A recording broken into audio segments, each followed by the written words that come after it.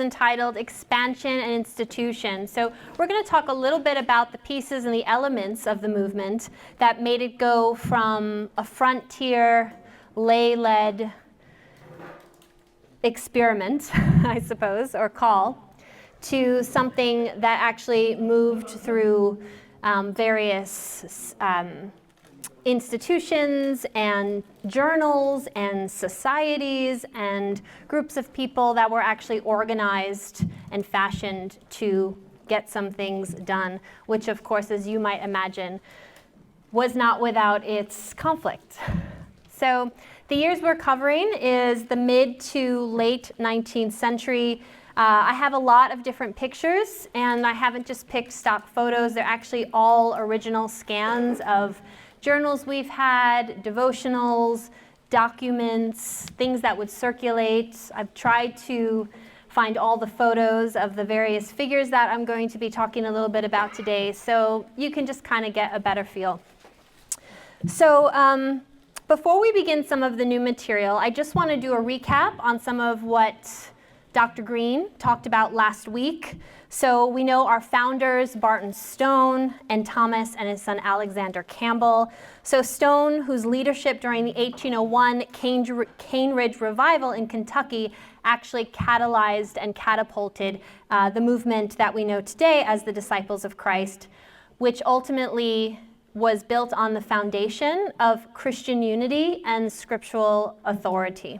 And Thomas and Alexander Campbell, who moved from Ireland to the U.S., and they called for a return to simple New Testament Christianity, breaking with denominational creeds and traditions. So a lot of our early founders were coming out of denominations like Presbyterianism, or they were coming from places where church was very organized, and they just felt that, I suppose, the power of community and the power to act as Christ might in the world was potentially taken away from lay people and just everyday common folk, and wanted to see what church might be if they could achieve the dream of hearkening back to the first century church or the primitive church, the early church, and what would it look like if we took out all those innovations from the last 1800 years and just went back to how they did it back in the day.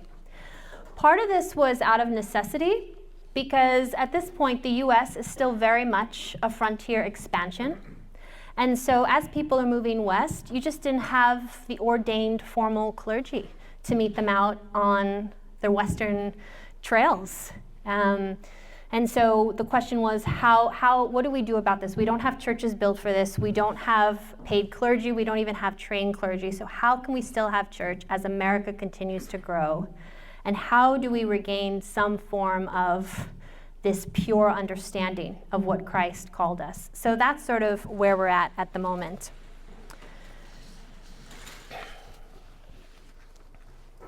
I just want to tell you, I'm still taking a breath from Youth Sunday. So, thank you. Thank you. So I'm not making excuses for myself, but if I do trip over my words a little bit, it's because I'm still in the process of moving my brain from Youth Sunday to this. And I'm very warm right now. So I hope you all are not as warm as I am. It could be because I was just sweating in the first pew for the entire Sunday service, wanting them to do so well, and they did. So proud of them. Okay, so let's just quickly touch on some lesson objectives, so you know kind of where we're going and what we're going to be talking about this afternoon. And we're going to take some questions at the end. I'm not a disciples historian, but I'm going to do my best to answer them. And more than history questions, I'm hoping that we could just get some discussion going on what does it look like for us to continue on the trajectory of our great history and the ancestors of our movement. Reverend Harris is much more of a historian, and so I'm very much looking forward to his commentary next week. Don't grade me though today, Reverend Harris, if that's okay. Okay, so we are going to understand how the disciples of Christ spread across the U.S. What were the mechanisms for that? How was that structured? What were some key positions that they put in place?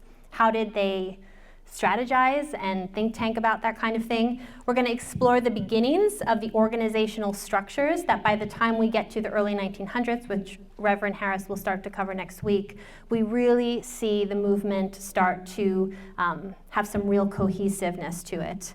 We're going to examine some theological debates and certainly the social challenges and the landscape of that era, which really deeply affected how the movement took place and really challenged a lot of the thinking of that time. We're going to be looking very closely at the Civil War and how you had disciples all over the map when it came to slavery versus abolitionism and what that did for our denomination. Yes, discuss the impact of the Civil War in cultural context. Okay, so just a little bit of a heads up of where we're going to be going.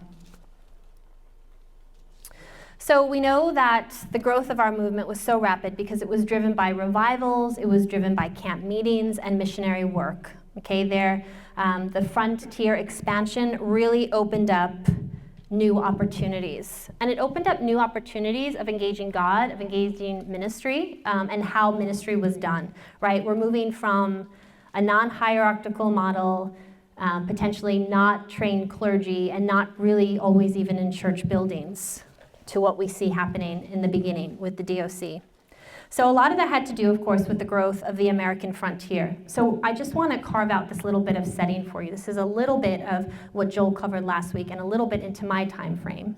But between 1830 and 1860, we know that the United States was rapidly expanding westward and driven by the ideology of manifest destiny and the Homestead Act. Maybe some of you recall from your school days. I certainly do, learning about some of those things, and we're going to go through them really quickly because it really sets the social and political stage for how the disciples of Christ grew. And settlers moved into territories like Missouri, Illinois, Indiana, Texas, and beyond.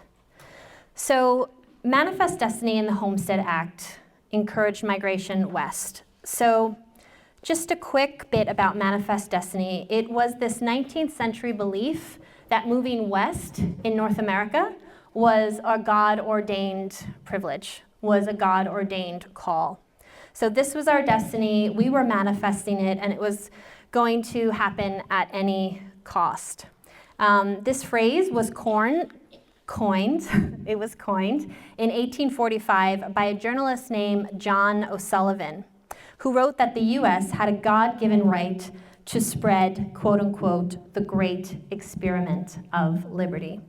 So of course, everyone was so excited. They wanted their bit of land. They wanted their bit of the beginning of the American dream. But it was also used to justify this type of expansion, which meant war with Mexico and the displacement of Native American people.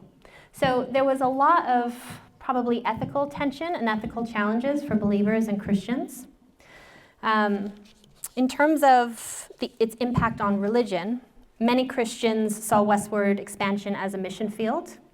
And religious groups, including the disciples, spread with settlers to the frontier, and they established churches, schools, and mission societies, right? Because this was all part of civilized society. In terms of the Homestead Act of 1862, it was a federal law that was actually signed into law by Abraham Lincoln, and it offered very cheap or for free land, typically about 160 acres, to settlers willing to live on and cultivate it for at least 5 years. It's just unbelievable to think of as little as 150 years ago, people got 160 acres of American land for free. But some key points. So this opened millions of acres in the American West for settlement and for development. It attracted farmers and immigrants and freed African American slaves after the Civil War. And it helped to populate states like Nebraska, Kansas, the Dakotas, and Oklahoma, and certainly more. But its impact on religion, it helped scatter Protestant Christians, including the disciples of Christ, across very large and vast rural areas. So really spread out, kind of a diaspora, if you will. And the church had to adapt to a new imagination that included isolation and diversity and self-sufficiency in really remote communities. And it fueled the need for mission societies and itinerant preachers, which we'll get to in a little bit. So part of the goal of setting up these mission communities on the frontier was that they would lead with principles and values that look like non-hierarchical church models and congregational autonomy. So in terms of being non-hierarchical, leaders rejected Presbyterian hierarchy. They disliked rigid clergy authority and creeds. And you've probably heard a lot in your time as a disciple, no creed but Christ, right? That comes from this. And in terms of congregational autonomy, they sought to restore New Testament simplicity and unity. This was their main goal. So the early leaders of the Disciples of Christ, Barton Stone, Thomas Campbell, his son Alexander, they really valued this because they believed that church leadership should be biblically faithful. So when they look at the New Testament church and they look at Acts, right? We just talked about Acts and Pentecost today. They saw that the authority of the local church rested on local elders and the gathered community. It wasn't with bishops or denominational authorities. Of course, we didn't have that at that time, but they're looking back with a very sort of puritanical view of extracting and then bringing forward to try and replicate what they saw in Scripture. They believed that every Christian had an equal standing before God and could interpret Scripture without clergy acting as gatekeepers. And it was also a guard against division. The hierarchical systems often reinforced separation, denominational systems, those who were in and those who were out, and they kept churches split along doctrinal and political lines. The disciples wanted unity among all Christians, and of course, they saw hierarchy as a barrier to that. And also, it was super practical for the frontier. So on the American frontier, settlers were spread out, and formal clergy were rare. So what were they to do? They had to have a flexible, congregational-led model that allowed churches to spring up anywhere along the frontier with lay leadership. So one of the movement's strengths was the adaptability to be able to meet the needs of the people on the frontier right in the moment. Again, no formal creeds. There was a focus on Scripture and a focus and value on congregational independence. And this allowed new churches to spring up as quickly as they could. And there are some key figures that I want to talk about. We're going to talk about several key figures, so these are the first two that we're going to look at. Walter Scott and Raccoon John Smith. So Walter Scott, these are their actual photos. We have Walter on the top and John sort of the bottom. They both promoted evangelism and doctrinal simplicity. Scott was a bit more intellectual than Smith was. Smith got his sort of raccoon nickname from being a real sort of rugged, rough and tough mountain frontier man. So he was Raccoon John Smith. But a couple of interesting things about these guys. So Scott, he was born in Scotland and he immigrated to the US in 1818. And he became associated with the Campbell movement while teaching at a school in Ohio. Deeply intellectual and extremely spiritually passionate, and he was one of the very first paid evangelists of the Restoration movement. And I'm just going to have a little interlude here on the paid evangelist piece. So I don't know if any of you sort of caught on to that or if that sounded a little bit funny or maybe a useless bit of information, but it's actually not, because at the beginning of this movement, when they're trying to figure out what they're going to do with clergies and teachers and who's going to be planted in the local church and who's going to go out and spread the gospel, they decided that they would have two roles for this, okay? So one would be the elder, and the elder would be planted firmly in the congregation. And then you'd have the evangelist that would go out, do mission work, and really talk about Jesus and evangelize and save people. Now, for whatever reason, they decided that they were going to pay and fund the evangelists, but the elders in the local church had to tent make, so to speak. So they had to be bivocational. They didn't want to pay the elders. And there's a lot of different reasons for that. But they expected these elders to work in this way, plus make a living somewhere else. And so this created some issues, which we'll talk about in a minute. But I want to talk about Scott before I move on to Smith. Scott had a major contribution that maybe some of you old-time disciples, I'm going to be an old-time disciple someday, I'm looking forward to that. But some of you old-time disciples might be familiar with the 5-finger exercise. So it was it was something developed by Scott on the evangelism trail, and it was a way to speak very simply to families, to common people, to people who didn't have any kind of education and who really didn't have a proper way of like filtering this huge thing that God has done for us in the New Testament with Christ. And it was certainly a super easy way to communicate with children. And if we know anything about ministry, is that if you can get the children, you get the families, right? And so he would go around with this 5-finger exercise. It was faith, repentance, baptism, page turn for Dr. French, remission of sins, and gift of the Holy Spirit. And so this is how he took people through salvation. And this is how salvation happened in those contexts. It was a simple and very memorable tool that made Christian teaching super accessible to anyone, especially frontier families and children. And it really helped solidify the disciples' distinctive theology of baptism by immersion and conversion, right? It was talked about on those 5 fingers. So Scott, he worked mainly in Ohio and Western Pennsylvania. He traveled by horseback, and he baptized thousands through revivals and public speaking. He preferred the rational, Bible-based argumentation over emotionalism, which is an important distinction because at that time when you're having these revivals, they're really emotionally led, right? They're calling upon they're trying to get inside your feelings, right? Every bit of feeling you have. And he was like, okay, well, this is good, but if we're going to do revival, we're going to do it this way because we really want it to stick and we want it to be transformative. In terms of the writings and some things that he published, he was the editor of The Evangelist, which is a key Restoration Movement publication. And he wrote many theological essays defending baptism, unity, and the rejection of creeds. So Raccoon John Smith, he was a unifier. He sought to bring the Barton Stone Campbell movements together. He was a preacher, and of course he was a symbol of the Stone Campbell Union.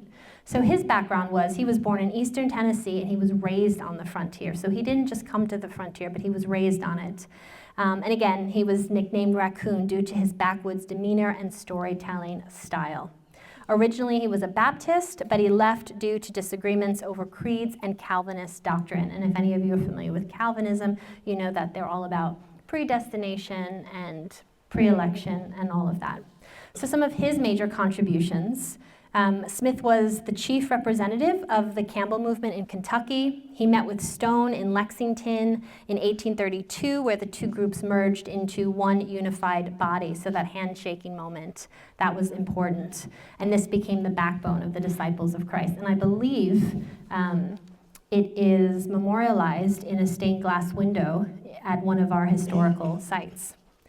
And he has this famous quote that he utters at the Union meeting. Let us then no longer be Campbellites or Stonites, but let us be disciples of Christ. So he was a super charismatic preacher because he preached in very plain and frontier language, often outdoors or in log churches, some of these still standing, again, part of our historical sites and heritages. He was known for mixing humor and logic and also deep biblical knowledge, and he traveled throughout Kentucky and Tennessee, uniting churches and preaching unity. He was also a big post-Union influence because he continued to preach and advocate for biblical authority and Christian unity until his death in 1868. Very serious commitment there. No retirement for these guys, right? They just proclaimed and preached till the day that they died. So even though he wasn't a scholar like Campbell was, or Scott, he was a spiritual bridge between those who were quote-unquote educated and also the rural world. Right. Now, we wouldn't make those distinctions today, like our farmers, our people who live in rural areas, super smart, super educated. But back in the day, these were the distinctions that they made. So I don't want anyone getting offended if you're living out in a rural area. So these two matter. Again, Scott helped the movement grow through clarity and structure, and Smith helped the movement stay united through his personality and his heart. So in the middle of the century, we start seeing some institutional formation. Okay, in 1849, we have the first General Assembly convening, and this is, for us, early denominational organization. We have the formation of mission societies and some publications. We have educational institutions, our colleges, one of which Bethany College. We have growth of the Christian Women's Board of Missions in 1874, and they were a super key support structure. They weren't just a women's group. This group organized every single bit of mission and outreach and overseas work that we did for a super long time. And I'm going to talk a little bit about those organizations in a moment. So with all of this growth, of course, comes some growing pains, right? Once you start moving into more formal structures, you're always going to have a million opinions, and everybody who thinks you're doing this right or this wrong, and how do we decide? How do you coordinate so many independent churches along the frontier? How do you fund missions? How do you support ministers? And how do you train leaders? So forming some of these groups were an attempt, and a very good attempt, to answer some of those questions. So this led to a major turning point. So not only in 1849 did we have our very first General Assembly, but it was also the formation of the American Christian Missionary Society in Cincinnati, Ohio. And Alexander Campbell, though very initially cautious about formal structures, became its first president. I think that's really interesting. I'm not going to say anything leading about it. I'll let you make your own judgment. And I don't know Mr. Campbell. I don't know Reverend Campbell. I obviously never met him personally, so I can't make a judgment call. But I think that it was very interesting. Part of me wonders if he did that to sort of keep the quality control. Part of me thinks, if you can't beat him, join him. They're going to do this anyway, so maybe I'll run it and make sure it's kept under my thumb. Or maybe that's just what I would do, and maybe I'm projecting on Reverend Campbell. Who knows? So this was the first attempt to centralize some aspects of the movement's work, particularly with foreign and domestic missions. While some welcomed this step, others were really worried that it signaled a shift away from some of their bedrock values of independence. And this tension between local control and cooperation would persist throughout our movement's history, and probably still persists today, right, if we're honest. And we're probably not the only denomination that has to hold all of that in tension. Another major step towards organization came with the role of women. So the Christian Women's Board of Missions, which we just talked about, it was founded in 1874 in Indianapolis, and it became a super powerful force. It was one of the first women-led missions board in the US, and I'm really personally proud of that. Women raised money, they trained missionaries, and they sent workers both domestically and abroad. Also, educational institutions began to emerge, most notably our beloved Bethany College, which we know was founded by Alexander Campbell in 1840. In what is now West Virginia, it trained ministers and leaders for the church. There's a lot of interesting things to be said about the time that universities and colleges started to pop up for the disciples. The movement was growing so large. So at the beginning of the 1800s, you have a handful of disciples' local congregations. And by 1900, we were just over 1 million. And a lot of that growth happened in the latter 19th century. So this thing just boomeranged and just shot straight across the sky. And at this point, when you're having so many untrained ministers and untrained clergy, even though you have this 5-finger evangelism system, this can only take you so far. This is salvation, certainly, but what about lifelong discipleship? And they started to see issues with their elders not being as trained as they would like them. And so these colleges started to pop up with that vision in mind. And I think I have it here. I'll read it at some point. But it's something to the effect of, if you don't know nothing but the Bible, then you really know nothing about the Bible. And one thing that I love about this particular era of disciples' movement towards education is that they knew training and education had to be interdisciplinary. They knew if all they did was look at the Bible and read it, they would have no idea of the context in which the scripture was written. They would have no idea about the original languages. They would have no idea about the communities that produced these various parts of scripture. And not only that, but they wanted them to be engaged in other disciplines like current events and modern languages and what was happening from a world perspective. If it was just the Bible, and I don't know how they quite got away without sounding heretics at the time, because they were also so puritanical, but they really did believe it needed to be cross-disciplinary and interdisciplinary when it came to their ministers and their leaders. And to this day, the disciples still have a standard for anyone that they ordained. You have to go to a certain level of seminary, you have to go through a certain amount of training, and it takes about 4 years to be ordained, even when you're coming to the table with all that education. And not all denominations are like that, so that's kind of a wonderful thing. So some theological debates and challenges. So a couple things here, and then I'll expand a little bit. So there were issues over baptism. Is it immersion? Was it other modes? What do we do about communion? Is everyone welcome to the table? And I love that, because this is the time they really toiled over decisions like that, and now this is a hallmark of the disciples. This is what we're known for, is the open table, and they laid the groundwork for a lot of this, even though people weren't always in agreement. And even though people had different ways of interpreting what an open table is, and still do, to be honest, among our congregations, this is where they really toiled over these decisions. They had debates on scriptural authority and restoring apostolic Christianity. Was that possible, number one? And number two, is there no innovation to be made? So if we don't find it in the New Testament and first century church, does that mean we can't do it? There was a lot of arguing over that. And also, movement moved towards more structure, but still retained a non-creedal stance. And obviously, that has stuck with us to present day. So as the movement matured, you had internal disagreements that started to emerge. You had things like we just talked about in the last slide, these missionary societies that were starting to emerge, because they needed to carry out the gospel in different ways, in the way the local church couldn't. Once the local church got set up, they weren't going to go out on the road, right? So they're setting up these mission societies to make the evangelism a little bit more organized, a little more streamlined, some accountability, some training. But again, they would look back to the New Testament and say, we don't see missionary societies in the first century, so we don't know if we wanted it. I mean, obviously it went forward, but these are the kinds of things that they're bringing to the table. Communion versus church membership.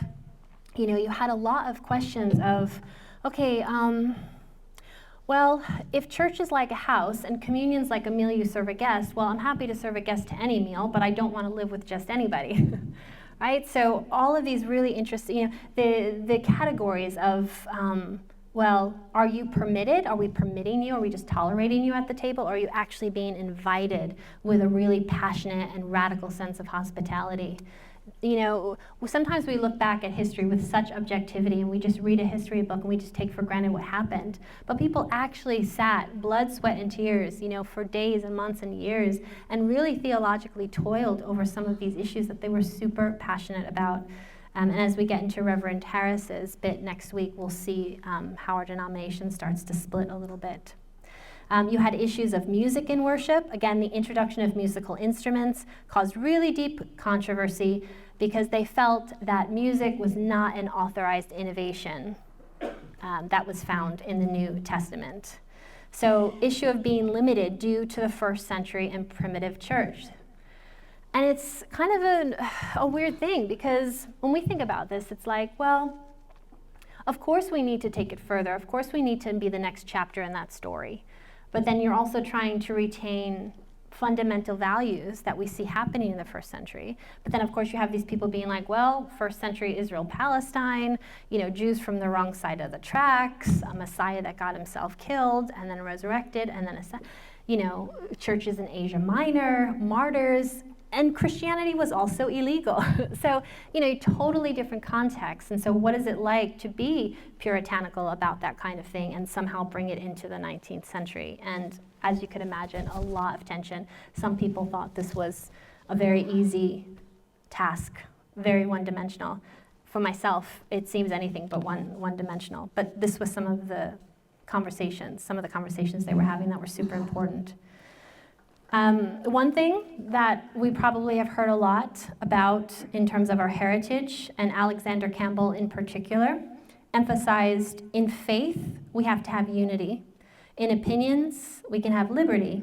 And in all things, we must have love, right? And we're so proud of that as disciples. We're like, yeah, unity here, and you can have liberty there because it's your opinion, but here we're unified. But defining what faith was and what opinion was, of course, wasn't always easy. You're going to have a million definitions and a ton of different standards on how people measure that kind of thing, and we still do today. So let's talk about the social and cultural context of what was happening in the social and political landscapes. So as we know, no church exists in a vacuum, right? It's formed and enacted upon by its social environment and conditioned by its social stimuli. So the mid-19th century was a time of enormous political and cultural upheaval in the US. So one of the main things that was happening at the time was the lead up to the Civil War. Okay, you had growing tensions over slavery and sectionalism in the US. Disciples continued to sort of wave the banner for Christian unity, but they really struggled with political realities, and they were all over the spectrum on this. Emphasis was still on simplicity and an ecumenical spirit and a biblical authority, and we see this again and again. But again, who says what is biblically authoritative and not? And how do we interpret that verse? You know, because we love saying, and they probably said too, hey, listen, A plus B equals C, it's right in the Bible, it's right there. But nobody ever just reads the Bible, right? We have to interpret it, and we have to let it do its work. And people came down on a lot of different judgments when it came to interpretation on the slavery piece. So many leaders in the movement tried to avoid the slavery issue in order to try and preserve unity, but at some point neutrality became absolutely impossible, right? The US breaks out into war. One of the key figures from this time, James Shannon, he was a prominent pro-slavery disciple, educator, and he was president of the University of Missouri, and he justified slavery theologically, and it was a position that alienated a lot of people in the North. Meanwhile, you had a lot of northern congregations and leaders who began to speak out against slavery, especially as the country moved closer to civil war. And during the Civil War, which lasted 1861 to 1865, and we're going to look at a timeline in just a moment, many northern and southern disciples' churches operated independently. Though the movement avoided an official split, the war still really deeply divided the regions. So a little timeline here for you. So the 1850s to the 1860s, you have tensions growing over slavery, particularly as the U.S. expands westward. 1861 to 1865, you have civil war erupting, disciples' congregations split along regional and ideological lines all over the place, and then post-1865, you have Reconstruction begins, and the seeds of future division within the movement are sown. People are needing to pick a side. People are needing to choose theologically how they're going to talk about this issue, and it split a lot of people. You know, in 2025, we look at an issue of slavery and we just think, well, it's just such a no-brainer, right? But it wasn't back then, and it wasn't back then for our ancestors either. So a few key issues and key figures during this time. So regarding slavery and abolition, the disciples generally tried to avoid entangling themselves politically. Again, all about the unity and the biblical authority piece. And some disciples, leaders, tried to maintain neutrality, arguing that the New Testament didn't explicitly condemn slavery. Seems like a really easy out for them. That seems a little like shirking responsibility to me. But others took more moral stands, and one of them is Ovid Butler here. He was an elder, he was a lawyer, and he was an abolitionist. He was the founder of Butler University in Indianapolis in 1855. You have David Lipscomb of Tennessee. He was later a key leader in the Churches of Christ after our split, and he opposed both slavery and war, but he did emphasize submission to government as a biblical principle. Some sectional division. By the way, that's James Shannon over there, so who we talked about just a moment ago, our pro-slavery disciple. And then a few other key figures. So Alexander Campbell, he lived, I believe, up until 1866, but I wanted to add him here because in his final years, he really tried hard to hold the movement together. He opposed secession, he opposed slavery, but he also opposed abolitionism because he thought that that was too radical on some level. He continued editing our Millennial Harbinger, which was the journal he started until shortly before his death. And he warned that political conflict could indeed fracture a unity that he spent decades working on. You have Isaac Everett here. Actually, let's talk about Tolbert Fanning since he's next. He opposed slavery, but he also refused sides. He especially emphasized nonviolence and the idea that Christians should not take part in government or war.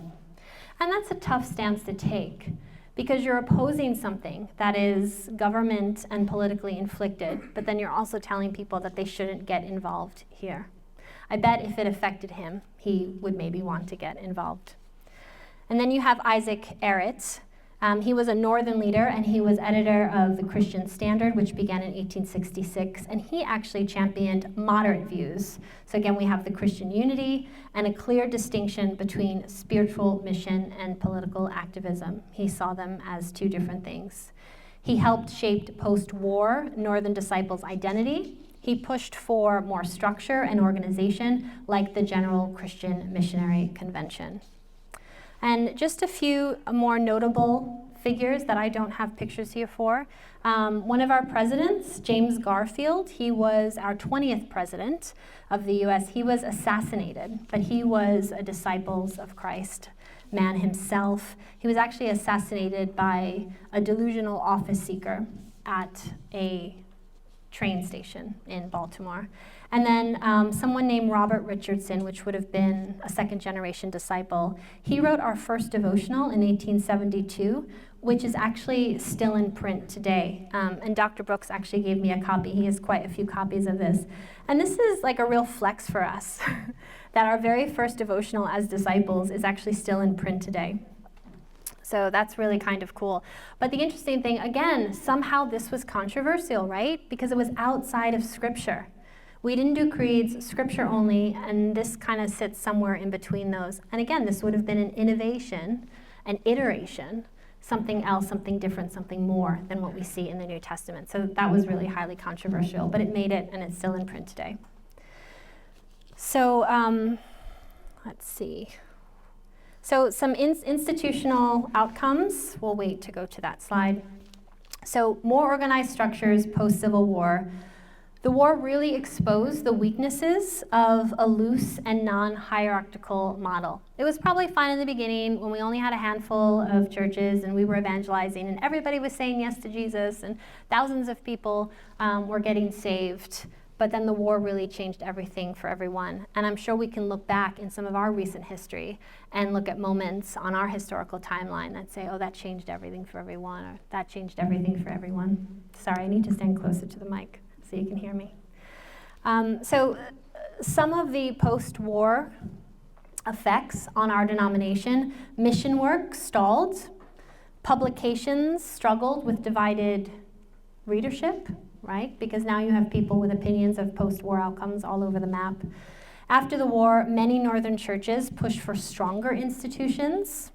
And in 1869, the General Christian Missionary Convention was reorganized for greater unity and mission coordination. The shift paved the way for 20th century identity of the Disciples of Christ as a mainline denomination. Some foundations of division. Although the official split didn't happen until 1906, and Reverend Harris is going to talk to us a little bit about that next week, the Civil War era marked the beginning of three emerging identities. Maybe you're familiar with these. The Disciples of Christ, which was mainline, structured, and ecumenical. The Churches of Christ, conservative, non-instrumental, and independent Christian churches / Churches of Christ, which was a middle ground between both.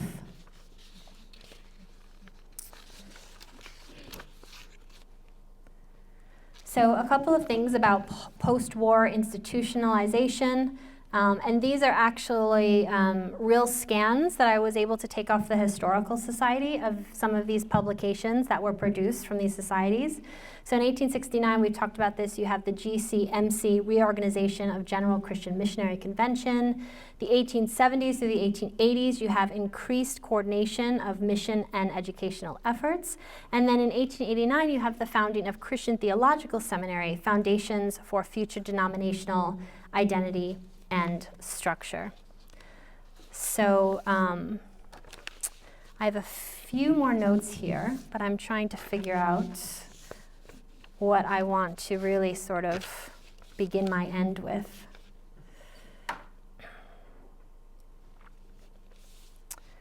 So I'll say a little bit more about post-war realignment and institutional identity. So you have the regional conventions and national societies that become more organized.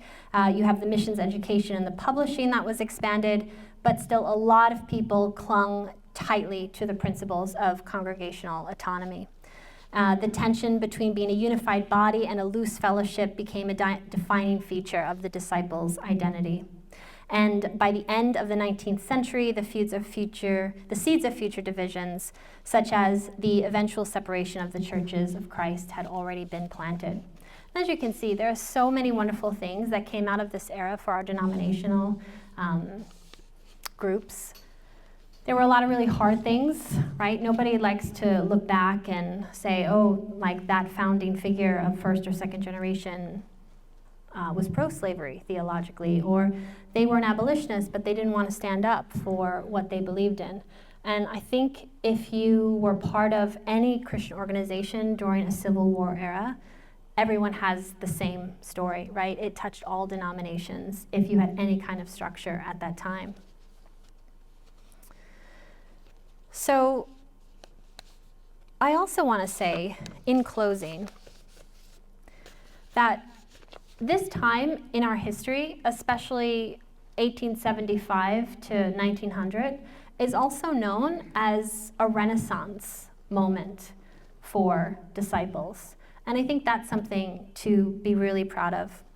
It was a period of truly like unparalleled growth and expansion. I think I threw out some numbers earlier, how we went from a handful of local congregations in the early 1800s to over 1 million at the end of the century. But just to sort of be a little more detailed about that, from 1874 to 1900, the membership of the churches almost tripled from 400,000 to 1,120,000, as opposed to 1860 to 1875, the rise only went from 191,000 to 400,000. And our work for abroad missions and offerings were multiplied immensely. And it shattered a lot of cultural isolation that people were feeling. And I think whenever you go through a major event, I mean, for them it was the Civil War and, you know, the country fracturing and all these young men dying. It really, you can't do it alone. You cannot experience a tragedy like that and a historical moment that changes your life and everyone else's life forever and the trajectory of our history, right? You need community. You need to figure out what life is like on the other side of that.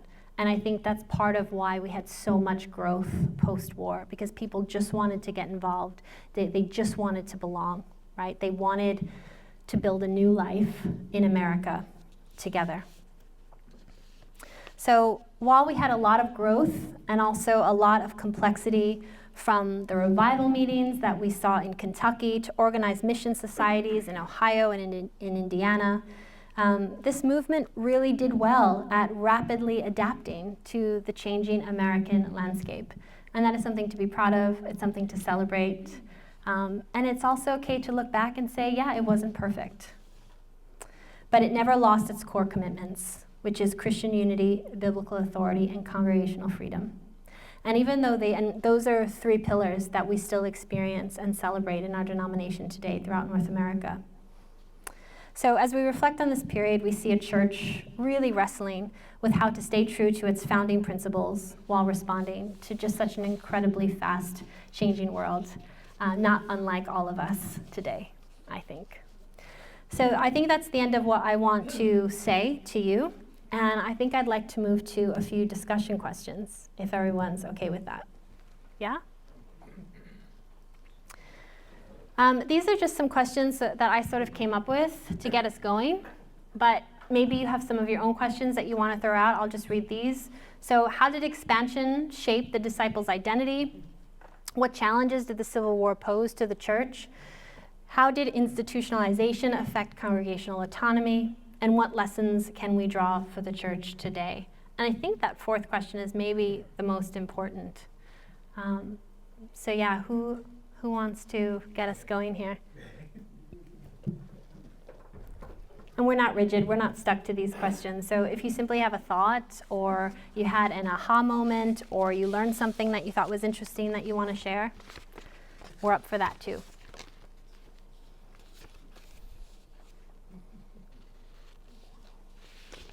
I'll say one other thing while you're preparing to speak. I'll give you some more time to prepare. Towards the end of the 19th century, it was scary for us because it did appear that our movement was going the way of so many restoration movements, which was that they retreated into the practice and customs of a few peculiar customs that they had recovered from the hallowed days of Christianity, again, the first century, right? Disciples weren't the only restoration movement out there. But those other movements, it was kind of a wayward time, and a lot of them putted out because they could not have imagination past just the words on the page they saw in the New Testament. They had no idea how to change. They had no idea how to adapt. And they didn't really have a lot of imagination, I don't think. And this isn't me giving you a plug for how unhelpful the New Testament is to our lives today. This is me saying the first century church was an innovation on what it had known. And that's why they got in a whole lot of trouble. They had a ton of imagination. And if there's one thing that we can take from them, it's that. And we made it. The disciples of Christ made it. Now that I've given you some time to prepare. Yeah. Dr. French, would you say that, I mean, this is my only experience with disciples of Christ, would you say that most of the church's disciples of Christ are similar in terms of the way they're run, and especially, for example, would women be welcome in all disciples of Christ in leadership roles? Is that a given? That is such a good question, and I'll invite my colleagues to speak after myself as well, if they'd like to add anything in, Dr. Brooks and Reverend Harris. But unfortunately, that is not a given, and that is because we are congregational. And so we're trying to still keep this hierarchical model, which I think we sit in tension with today, because we do have a little bit of hierarchy, right? We do have our general ministers in Indianapolis. We do have regional ministers. Now, it's not supposed to be this, right? It's supposed to be all collegial. And no one, including a general minister and president or regional minister, can come to any congregation and tell them how they should run. So if you have a church that happens to be very conservative and doesn't believe women should be in leadership, they can enact that principle for their community. Just means I wouldn't be going there, but but I do, as a disciple for several years, and we're not the only denomination in America that's congregational like this. So we're not the only ones to practice this model, but I do find it the weak side of the congregational leadership model. I do find it the darker side of it is that I've always felt, yes, we should be congregational, but I think there needs to be some kind of standard to where we stop and say, well, you can't roll that ordinance down. That's just outside of what we believe as Christians. Because if we see anything coming from our first and second generation leaders, is that the reason why we're Christian church is because they just wanted to be known as Christians. They didn't want to be known as Presbyterians. They didn't want to be known as Protestants or Catholics. They just wanted to go by this name, Christian. And so we have to, I don't think we should have an us versus them. I don't think we should deny anyone communion, but I think we need to say, hey, if you're going to be in the realm of Christianity, for the Christian Church Disciples of Christ, this is what that is for us. And that means egalitarianism in leadership. Did my colleagues want to say anything about that? That would be a first. All right, the issue of women in service has been there from the very beginning. I mean, a lot of people don't know that Alexander had a sister And she was not bashful in sharing her opinion and believing that women should be in ministry as well. And she felt so strongly about it that when she moved to the Kentucky, Ohio area, she worked to found a school because Alexander's point was valid. At that time, men got a lot more education, they had a lot more experience and opportunities. So her take was, back to him was, yes, I see your point, but we're gonna correct that in time, and we will be fully qualified. And so we, even today, I think it's Midway, if I remember right, they renamed themselves. They had been a women's college, and part of their calling was to prepare women. And at Lexington, they often come to Lexington because it's just down the road. They are some prepared women. So it has never not been a part or an issue within the church.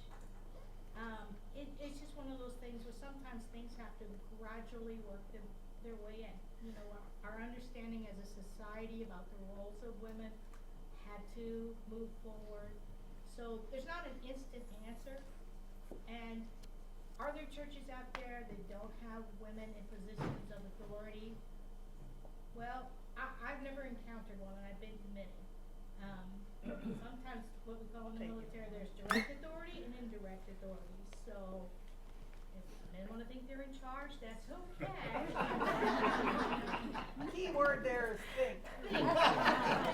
This is where Reverend Farron and I would have a very energetic conversation and That's debate. exactly it. Historically, the answer to your question is, we ordained the first disciple woman in 1888.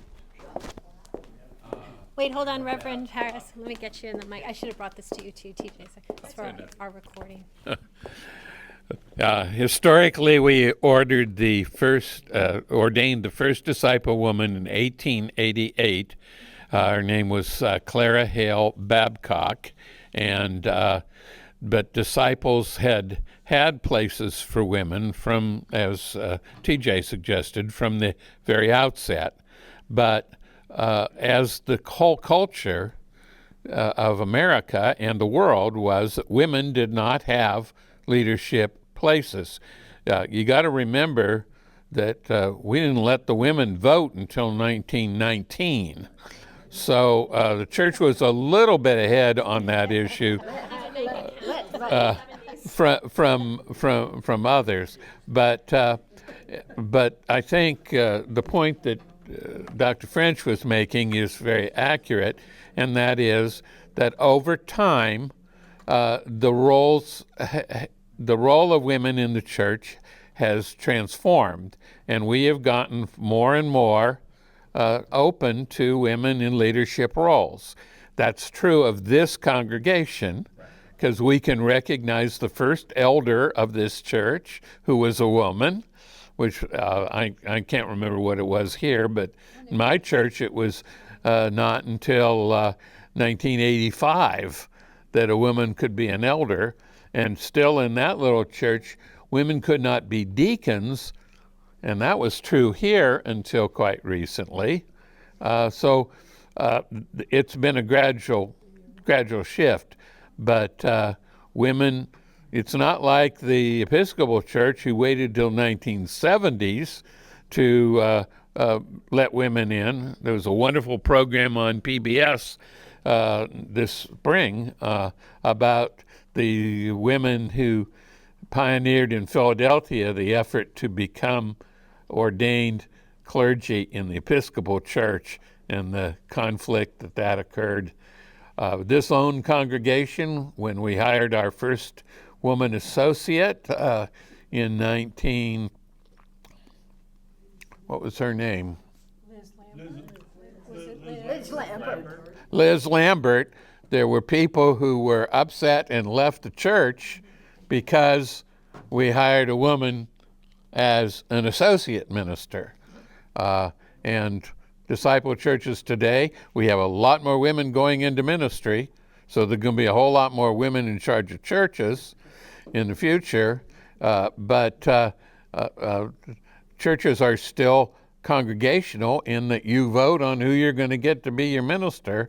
And if enough men in the church, or enough people in the church, there are women who are opposed to women in ministry too, who said, we're not going to hire a woman around here. But that's going to be harder and harder to do, in my opinion. Thank you.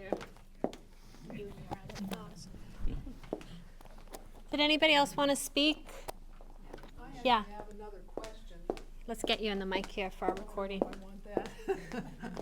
I have another question, and that is the mid 1800s had a lot of turmoil, and that caused or influenced a lot of change in the church.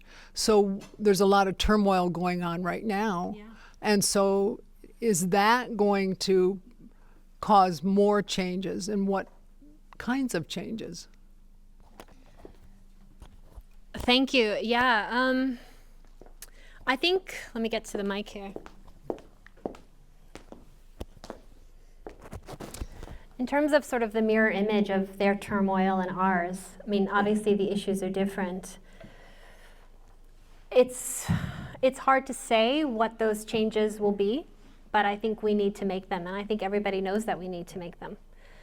And I think that there are churches like ours with vision teams and planning teams, and who are looking at everything from, you know, the accessibility of our building and the usefulness of some of its spaces, to how we do ministry, to, you know, what I like to call theological innovation, right? There's methodology. There are so many different categories of change and iteration. And sometimes it feels slow, right? Because we have a whole community that we're trying to move forward with, and nobody wants to bulldoze anybody. And we're congregational, so it's not top down. It's not Dr. Brooks and Dr. French making the decisions, but we come together, we vote, we reason together. There's so much I want to say about answering your question that I don't have the time.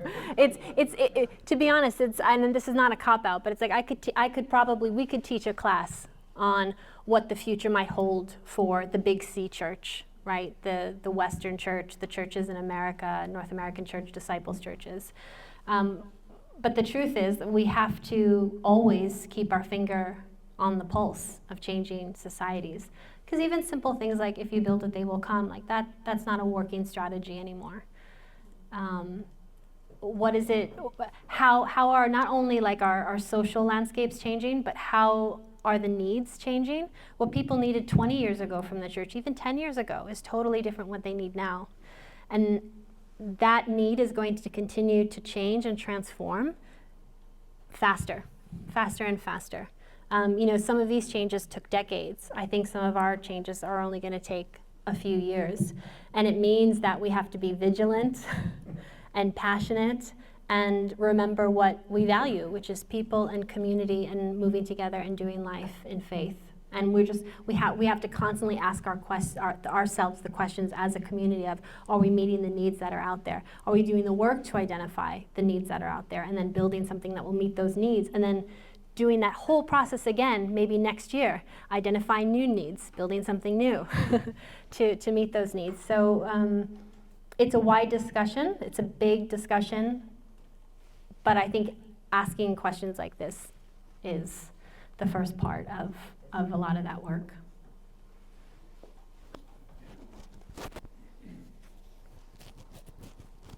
And I think when I look at our past, I find a lot of hope, you know, in our past.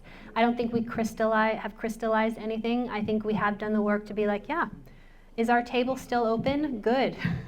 Do we still have congregational autonomy? Are we being responsible and ethical with that? Yeah, okay, good. You know, let's keep checking in and having that accountability. And then where we need to make innovation and iteration, that we would pray to have the bravery and the courage to do so. All right, well, thank you all so much for hanging with me while we go through history. And we will see you all next week. Thank you.